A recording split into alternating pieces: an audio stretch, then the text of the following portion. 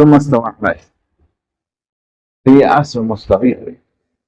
اب دیکھیں ثم استوى على العرش کا مطلب یہ ہے کہ اللہ تبارک تعالیٰ زمین آسمان کو بنانے کے بعد جو ہے عرش کی طرف متوجہ ہوئے۔ اس کا مطلب یہی نہیں کہ اللہ تعالیٰ عرش پر ہے، چونکہ مکان سے اللہ تعالیٰ منزہ ہے، پاک ہے۔ جس طرح وہ جسم سے پاک ہے، اسی طرح وہ کسی مکان پر رہیں، اس مکان جگہ سے بھی وہ منزہ اور پاک ہیں۔ جیسے دیکھیں، جیسے کلم اللہ موسیٰ تکلیما، تو اللہ تعالیٰ نے موسیٰ علیہ السلام سے بات کی، تو بات کرنے کے لیے زبان چاہیے، ہونٹ چاہیے، دانت چاہیے، تالو ہو، اللہ تعالیٰ ان سے پاک ہے۔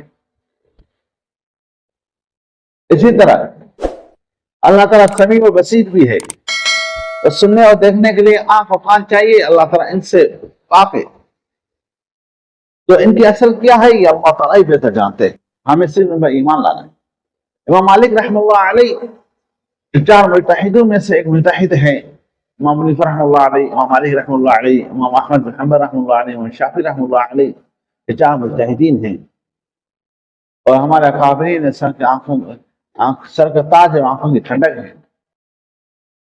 تو امام مالک رحمہ اللہ علیہ سے کس نے پوچھا ہے ثم استوى على العرش کا کیا مطلب؟ دونوں نے کہا الایمان واجب